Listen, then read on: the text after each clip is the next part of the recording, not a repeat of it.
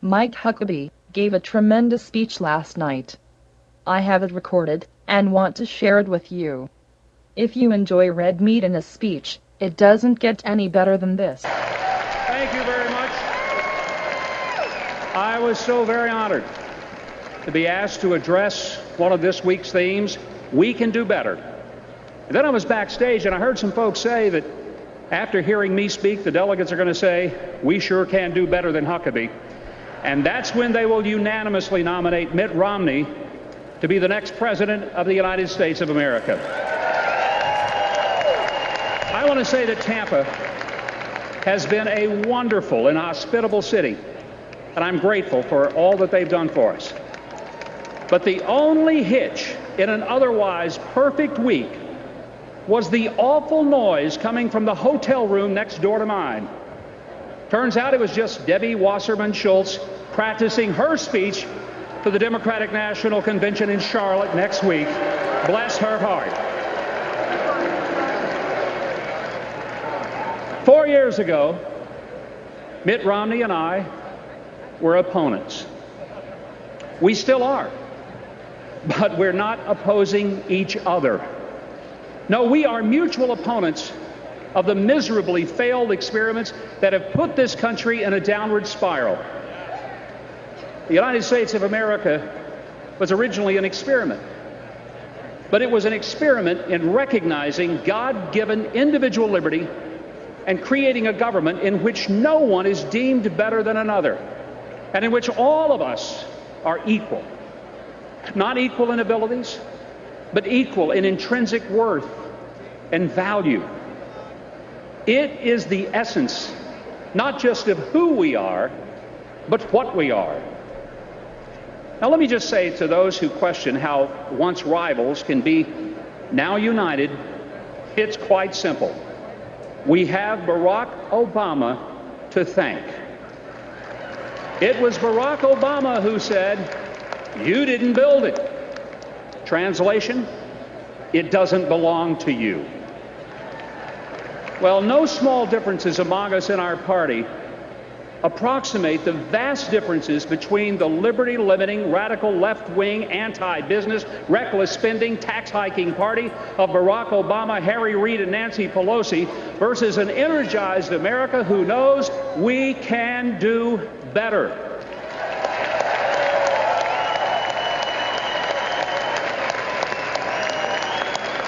For 4 years, we've given a chance to a man with very limited experience in governing, no experience in business whatsoever, and since taking office, mostly interested in campaigning, blaming, and aiming excuses at his predecessor, the Republicans, and people in business, or as Republicans like to call them, employers.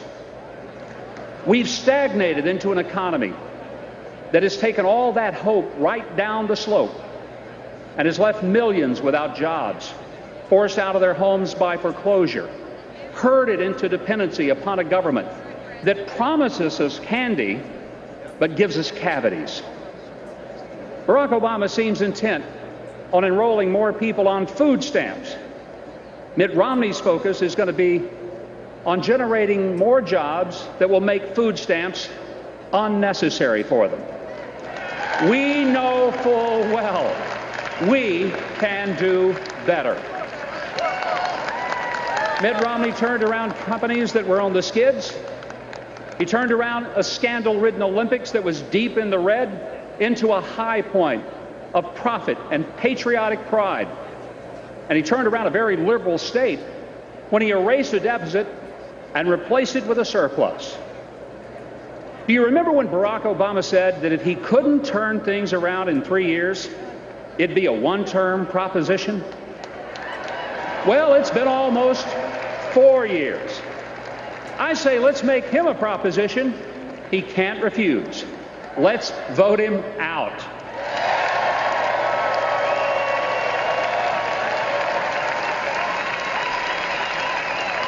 I understand that the job of president is admittedly tougher than running a company, an Olympic contest, or a Commonwealth.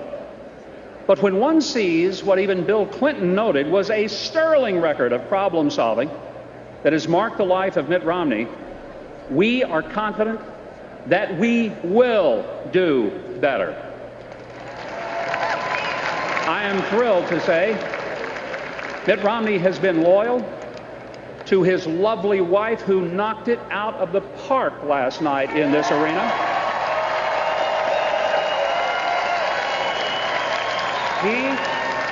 He's been loyal to his sons, to his country, to his employees, and to his church.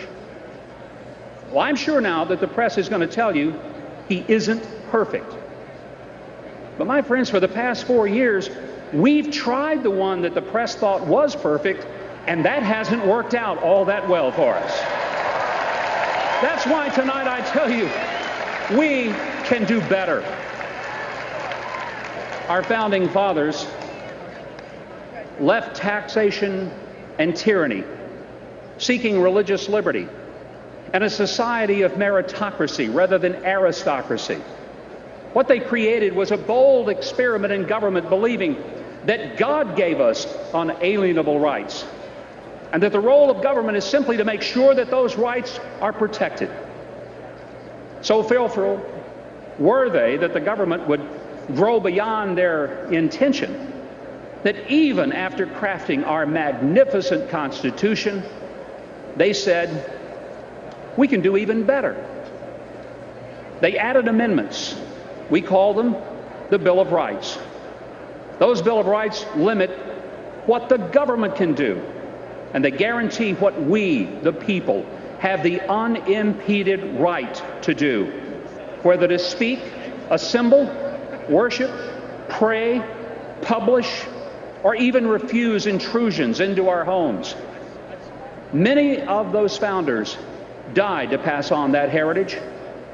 They had lived under the boot of big government, and what they said was, we can do better.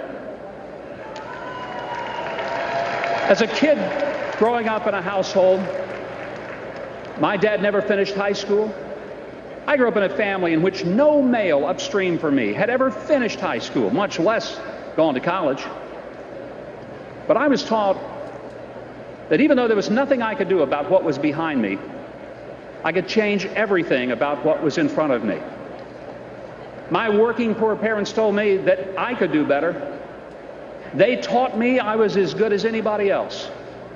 And it never occurred to them to tell me that I could just rest comfortably and wait for good old Uncle Sugar to feed me, lead me, and then bleed me. They told me to get off my backside, work hard, take risk, and treat people honestly and honorably. And look at me today.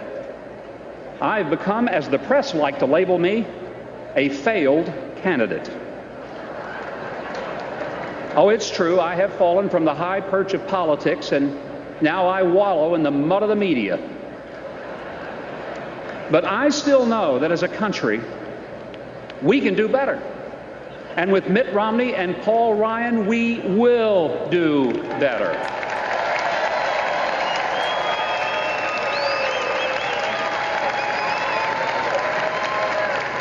I want to clear the air about something that has been said.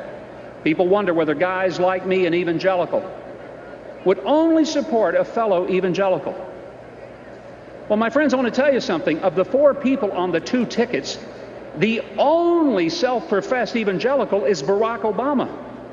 And he supports changing the definition of marriage, believes that human life is disposable and expendable at any time in the womb, even beyond the womb. And he tells people of faith that they have to bow their knees to the God of government and violate their faith and conscience in order to comply with what he calls health care. Friends, I know we can do better.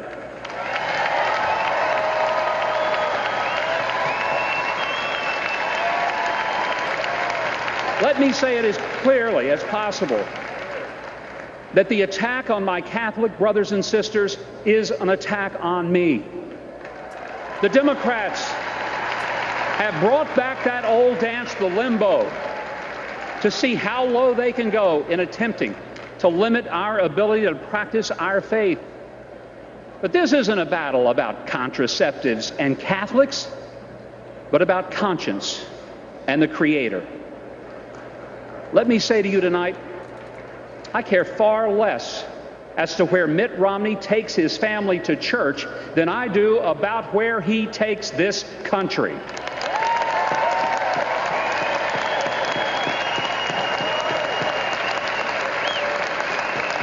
Joe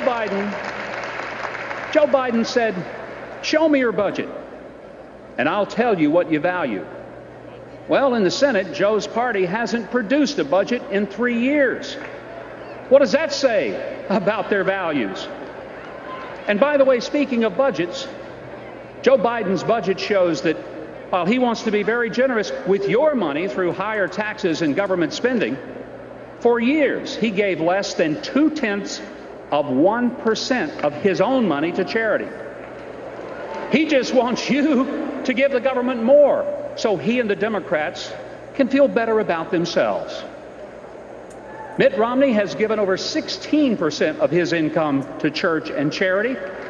And my friend, I feel a lot better about having a president who will give generously of his own money instead of mine or yours.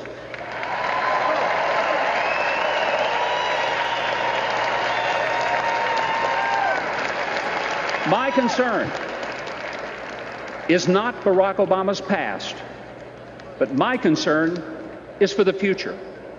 Not his future, but for the future of my grandchildren, little Chandler and Scarlett. And under this president, we have burdened each of them with tens of thousands of dollars of debt and a system that will collapse upon itself because he thinks that we can prosper by punishing productivity and rewarding reckless irresponsibility. The Democrats say we ought to give Barack Obama credit for trying. Folks, that sounds like the nonsense of giving every kid a trophy for showing up. Let's be clear. We're talking about leading the country, not playing on a third-grade soccer team. Look, I realize this is a man who got a Nobel Peace Prize for what he would potentially do.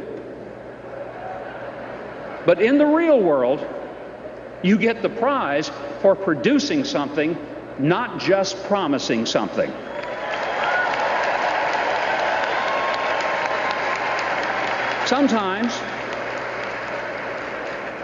Sometimes we get so close to the picture, we really can't see it clearly.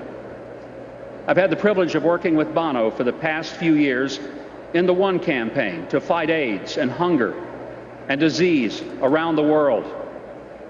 Bono is an Irishman and a great humanitarian.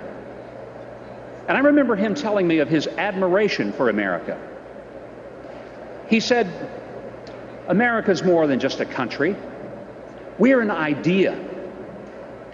And he reminded me that we are an exceptional nation with an extraordinary history who owes it to the generations who are coming after us to lead them with an extraordinary legacy. But if we don't change the direction of our nation now, our bequest will be nothing but an extraordinary shame. But dear friends, we can do better.